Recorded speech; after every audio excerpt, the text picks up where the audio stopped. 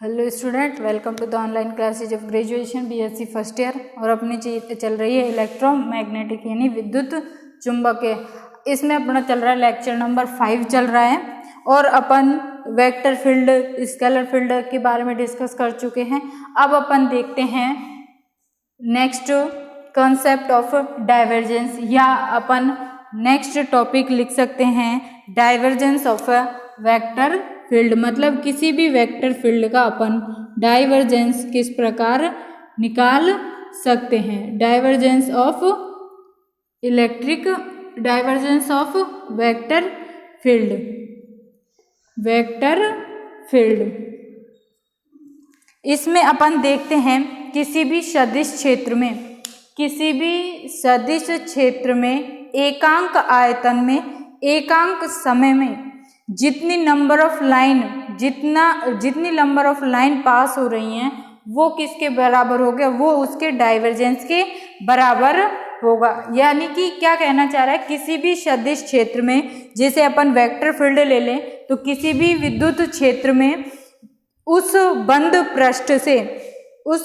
पृष्ठ के एकांक आयतन से जो number of line, electric field of line pass हो रही हैं, वो उसके डाइवर्जेंस के इक्वल होगा। तो इसको अपन, इसकी परिभाषा क्या लिख सकते हैं। अब नंबर ऑफ लाइन पास हो रही है, और नंबर ऑफ लाइन पास उसका मतलब क्या है, फ्लक्स है। तो अपन देखते हैं किसी सदिश क्षेत्र में स्थित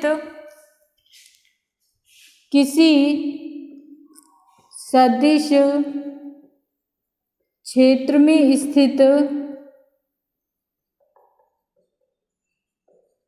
में स्थित आयतन अल्पांश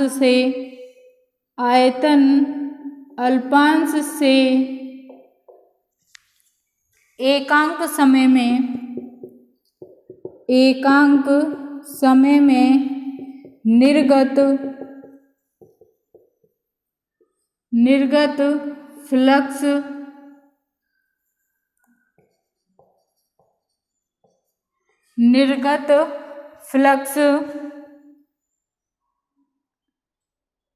सदिश क्षेत्र का डाइवर्जेंस कहलाता है।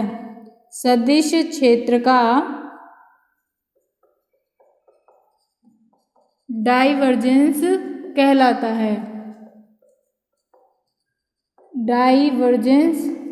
है। जैसे कि अपन इसको मैट्रिक उसमें लिखना चाहें, माना कोई सदिश क्षेत्र ए एक्स वाई जेड है, तो ए वेक्टर क्या हो जाएगा, ए एक्स वाई जेड की सदिश क्षेत्र है ये। और इसका फ्लक्स क्या है, 5 इक्वल टू इंटीग्रेशन बद्ध पृष्ठ है, कोई भी बंद लूप से जो पास होने वाला है वो 5 बराबर क्या होगा, ए डॉट डी ए। तो उस स्थिति में डाइवर्जेंस ऑफ ए बराबर क्या हो जाएगा, डाइवर्जेंस ऑफ ए बराबर लिमिट, जो आयतन अल्पांश होगा वो कितना होगा, बहुत ही कम होगा।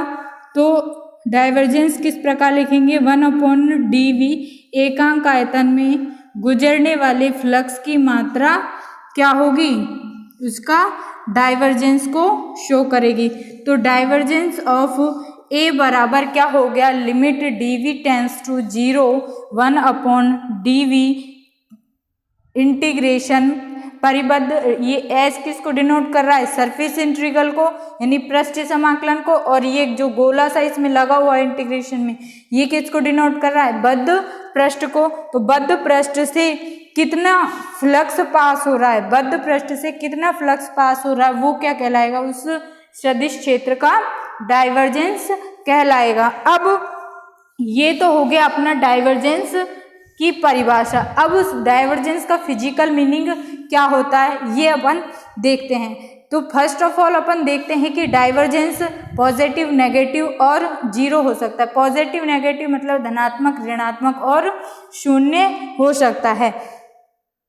तो अब अपन देखते हैं कि धनात्मक डाइवर्जेंस का क्या मतलब है, ऋणात्मक डाइवर्जेंस का क्या मतलब है, और जीरो डाइवर्जेंस का क्या मतलब है। तो अपन पहले देखते हैं, यदि डाइवर्जेंस धनात्मक है, तो डाइवर्जेंस धनात्मक है इसका मतलब क्या है, किसी भी बद्ध पृष्ठ से जो फ्लक्स है वो बाहर पास हो रहा है, मतलब जो फ्लक्स है ये वो किसी भी पृष्ठ से बाहर निकल रहा है, यानी निर्गत फ्लक्स है, या अपन ये कह सकते हैं कि वहां पर पॉजिटिव चार्ज स्थित है, पॉजिटिव चार्ज स्थित है। या अपन जैसे इलेक्ट्रिक फील्ड में बात करें तो इलेक्ट्रिक फील्ड में कोई भी बंद पृष्ठ है, उस बंद पृष्ठ से जो फ्लक्स है वो बाहर की ओर जा रहा है।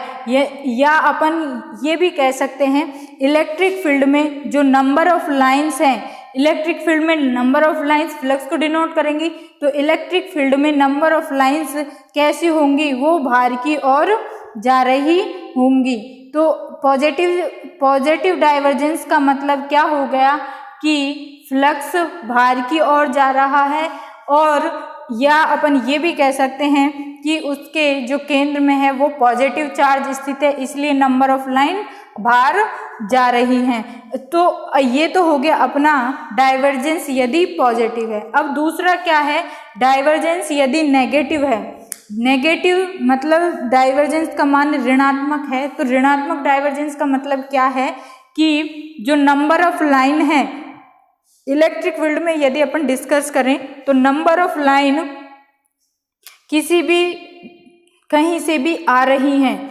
मतलब उसमें सोर्स की सिंक प्रेजेंट है, या अपन ये कह सकते हैं यहाँ पर तो फ्लक्स निर्गत फ्लक्स है और यहाँ पर फ्लक्स क्या है, आगत फ्लक्स है, मतलब यहाँ पर आने वाला फ्लक्स है जब नेगेटिव डाइवर्जेंस है, और यहाँ पर क्या है जब पॉजिटिव डाइवर्जेंस है तो निर्गत फ्लक्स है, और यहाँ पर नेगेटिव डाइवर्जेंस है तो आगत फ्लक्स है। तो ये हो गया अपना नेगेटिव डाइवर्जेंस। अब है जीरो डाइवर्जेंस, यानी डाइवर्जेंस यदि जीरो है तो उसका मतलब क्या है, डाइवर्जेंस जीरो है तो उसका मतलब क्या है, उसका मतलब यह है कि जितनी नंबर ऑफ लाइंस आ रही हैं, मतलब जितनी नंबर ऑफ लाइन आ रही हैं उतनी ही नंबर ऑफ लाइन पास हो रही हैं, मतलब उसका आगत फ्लक्स और निर्गत फ्लक्स दोनों का मान बराबर है। तो नेट फ्लक्स क्या हो गया अपना, जीरो हो गया। तो उस स्थिति में डाइवर्जेंस ऑफ ए बराबर क्या हो जाता है, जीरो। जैसे चुंबकीय क्षेत्र अपन देखते हैं, चुंबकीय क्षेत्र का जो डाइवर्जेंस होता है वो क्या होता है, जीरो होता है। तो इस स्थिति में जीरो क्यों है, क्योंकि इस स्थिति में आने वाली और जाने वाली नंबर ऑफ लाइंस इक्वल है, या अपन ऐसे कह सकते हैं कि फ्लक्स का मान बराबर है। तो इस प्रकार की जो नंबर ऑफ लाइंस होंगी वो अपनी कर्व मतलब वक्रीय प्राप्त होंगी। इस स्थिति में जब डाइवर्जेंस जीरो है तो उस स्थिति में जो अपनी नंबर ऑफ लाइंस हैं वो कर्व बनाती हैं, और ये जो फील्ड होगा जो इसके डाइवर्जेंस को अपन बोलेंगे वो होगा अपना सोलेनोइडल फील्ड, मतलब ये कहलाएंगे अपनी परिनालिकीय फील्ड कहलाएंगी। या अपन ये कह सकते हैं परिनालिकीय क्षेत्र वो होता है जिसका डाइवर्जेंस जीरो होता है, या अपन इस जो सदिश है उसको क्या कहेंगे, परिनालिकीय सदिश। ये हो गया अपना फिजिकल मीनिंग ऑफ डाइवर्जेंस, यानी कि डाइवर्जेंस का फिजिकल मीनिंग क्या है, यदि पॉजिटिव नेगेटिव और जीरो डाइवर्जेंस है तो उनकी स्थिति किस किस प्रकार की होगी।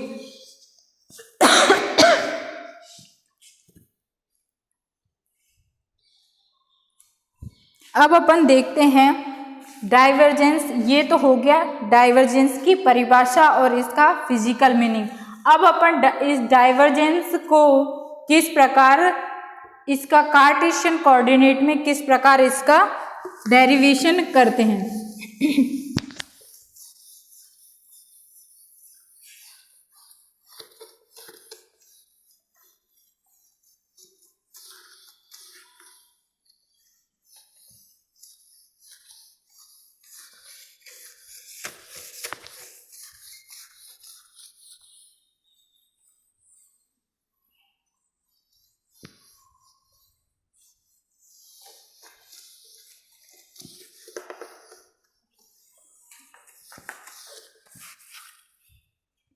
नेक्स्ट अपना टॉपिक है कार्तीय निर्देशांक तंत्र में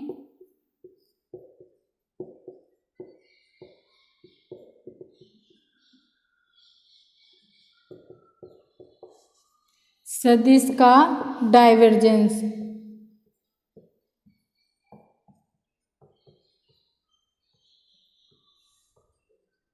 कार्तीय निर्देशांक तंत्र में सदिश का डाइवर्जेंस। माना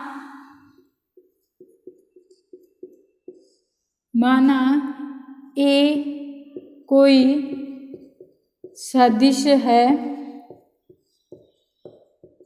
जिसके निर्देशांक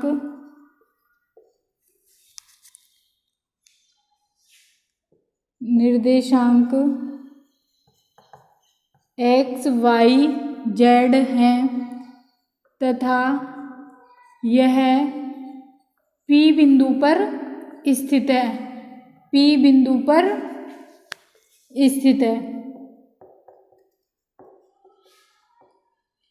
तब A बराबर क्या हो जाएगा अपना? A वेक्टर बराबर Ax y z। तो अब अपन इसको सदिश क्षेत्र में देखते हैं।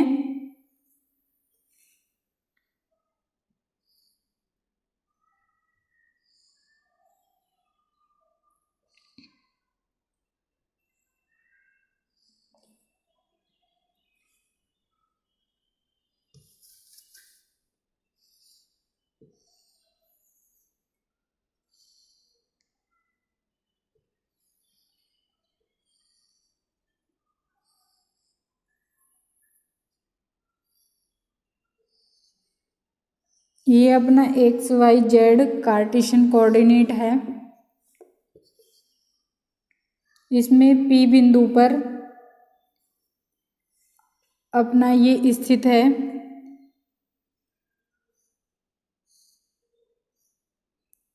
AX, AY, AZ और माना इसका आयतन अल्पांश जिसके कोऑर्डिनेट dx, dy, dz हैं। माना इसके या इस पृष्ठ के जो बद्ध पृष्ठ है इसके लंबाई, चौड़ाई व ऊंचाई क्या है? dx, dy व dz हैं तथा आयतन अल्पांश इसका क्या हो जाएगा? आयतन अल्पांश बराबर क्या हो जाएगा? dx, dy, dz बराबर क्या लिख सकते हैं अपन? dv बराबर dx, dy, dz। तो अब इस स्थिति में अपन देखते हैं, ये हो गया dx, ये हो गया dy, या अपन इधर लिख सकते हैं dx, ये हो गया dy और ये हो जाएगा इसका dz। तो अब अपन इस स्थिति में देखते हैं x घटक का मान। माना P बिंदु x घटक का मान देखते हैं। माना x घटक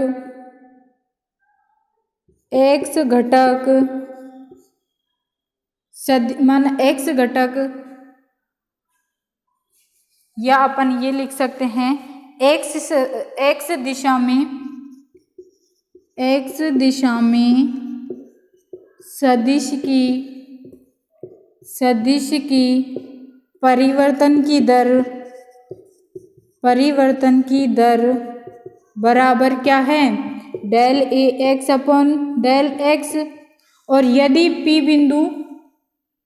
P बिंदु इस x दिशा से dx/2 दूरी पर हो, यदि P बिंदु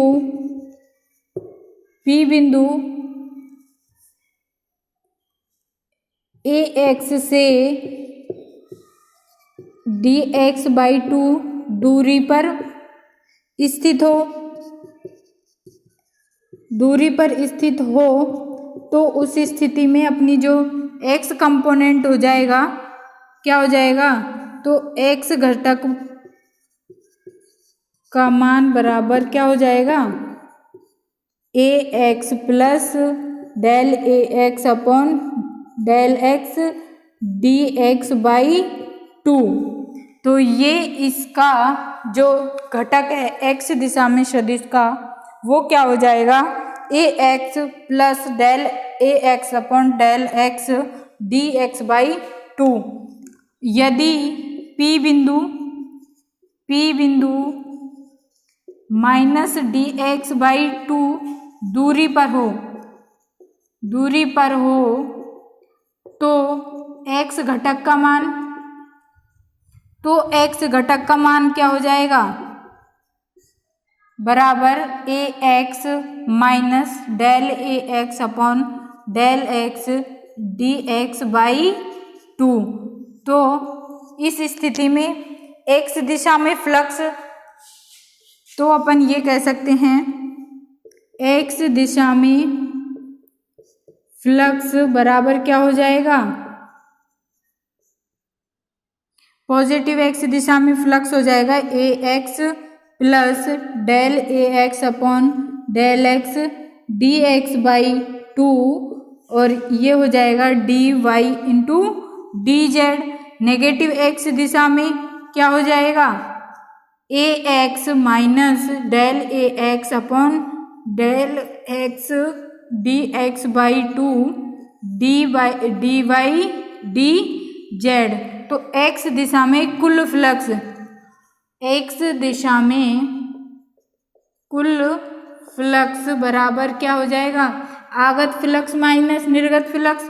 तो क्या हो जाएगा, ए एक्स प्लस निर्गत माइनस आगत होता है, या निवेशी माइनस निर्गत माइनस निवेशी होता है, d Y D z minus a x minus del A x upon del x D x by 2 D Y D z. अतः x दिशा में फ्लक्स कितना हो जाएगा, x दिशा में कुल फ्लक्स क्या हो जाएगा, फाई एक्स लिख सकते हैं इसको।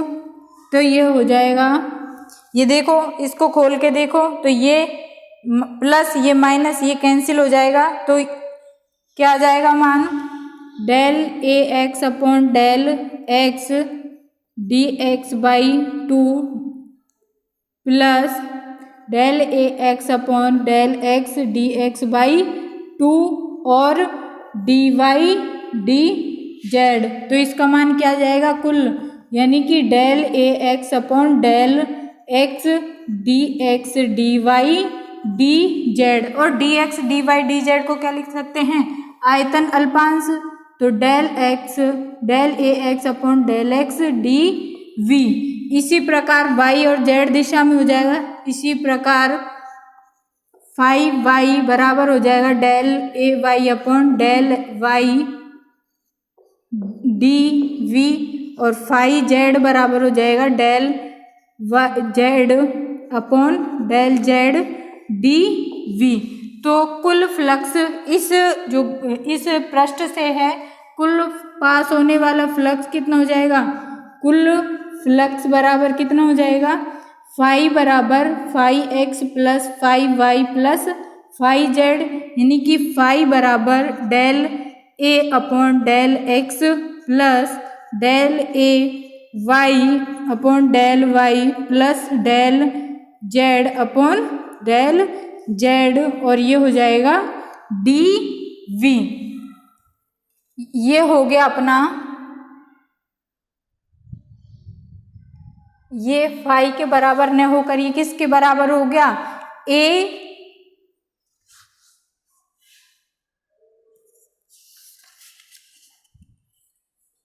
आयताकार पृष्ठ से निर्गत फ्लक्स, यानी कि एक वेक्टर ए दे रखा है अपना ए डी ए, तो integration A vector dot D A बराबर क्या हो जाएगा, ये क्वांटिटी हो जाएगी। तो इस इक्वेशन को नंबर अपन फर्स्ट दे देते हैं। तो अपन जो डेल ऑपरेटर है उसकी परिभाषा से देखते हैं।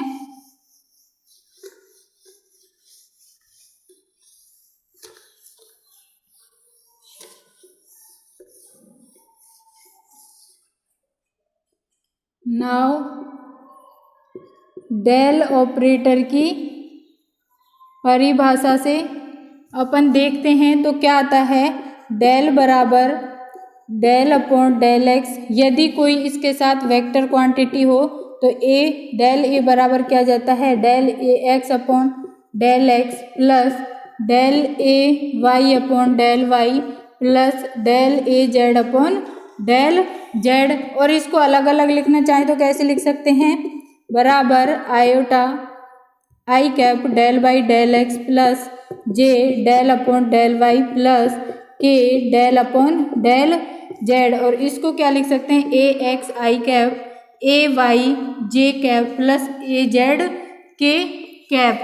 तो इन दोनों का कंपेयर करके अपन जो डेल इन मतलब इक्वेशन 1 और 2 को कंपेयर करें, इक्वेशन 1 व 2 की तुलना करें तो क्या आता है अपना, तुलना करने